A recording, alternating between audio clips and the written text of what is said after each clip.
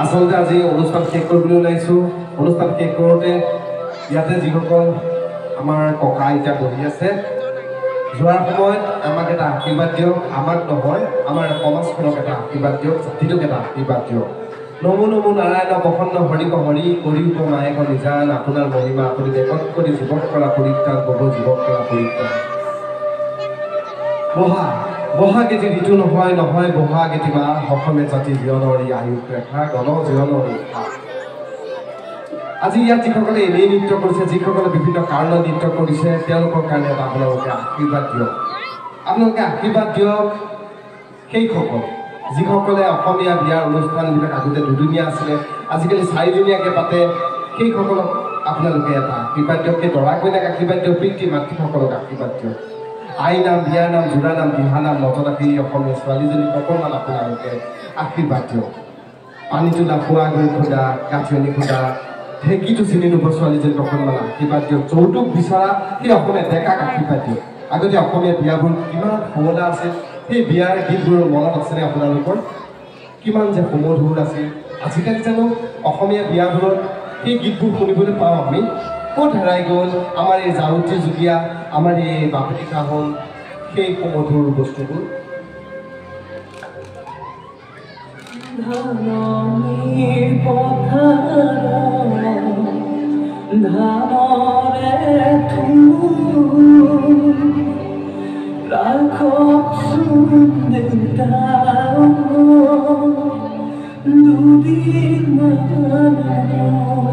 আগতে কইনাজনী ওলাই যাওঁতে আয়ে দুৱাৰ ধৰি দিছিলে, আয়তে উৰুলি দিছিলে, আয়তে বিয়া নাম গাইছিলে। কইনাজনীয়ে এখন নতুন ঘৰ সজাৰ এটা সপোন দেখিছিলে, কিন্তু আজিকালি সেই বিয়া নামবোৰ হেৰাই গ'ল সময়ৰ সোঁতত। আজিকালি হিন্দী গীতৰ সুৰে সুৰে কইনাজনীয়ে এখন ঘৰৰ পৰা আন এখন ঘৰলৈ ওলাই যাব পৰা হ'ল। সেই কইনাজনীক, সেই সংস্কৃতিটোক আপোনালোকে অকণমান আশীৰ্বাদ দিয়ক।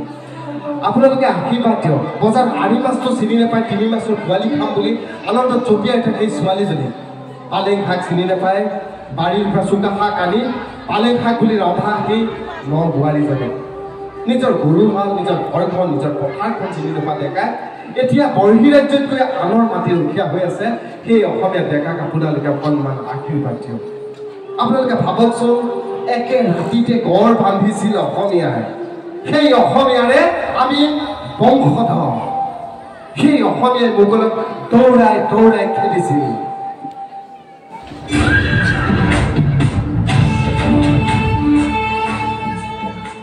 এবাৰ নহয়, 2বাৰ নহয়, 3বাৰ নহয়, 17 বাৰকে মোগলৰ লগত জয়লাভ কৰিছিল অসমীয়াই।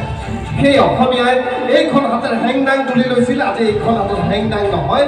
হালখন, কোৰখন, মৈখন ল'বলৈ লজ্জিত অসমীয়া ডেকাক আপোনালোকে অকণমান আশীৰ্বাদ দিয়ক।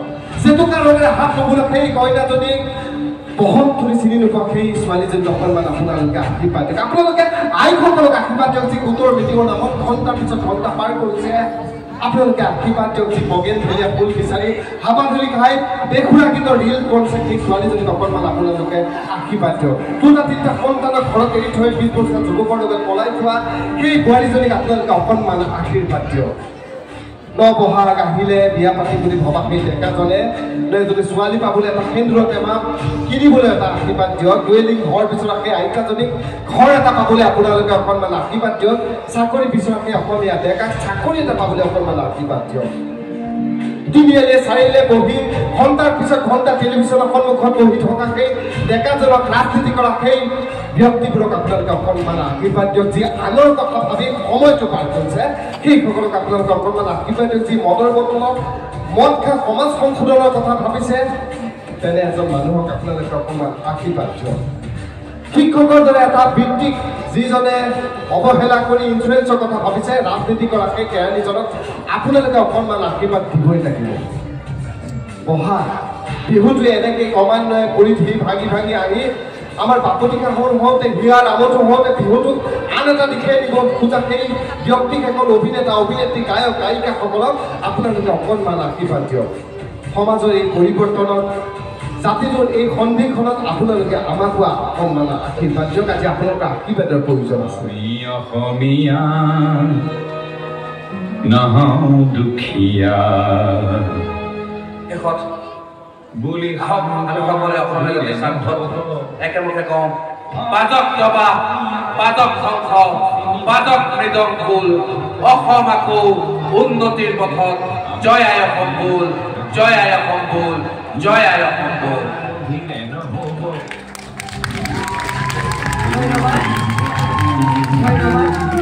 আপোনালোকে ইমান সময় উপভোগ কৰিলে আমাৰ বেহৰবাৰী আউটপোষ্টৰ এই কৌতুক অভিনয়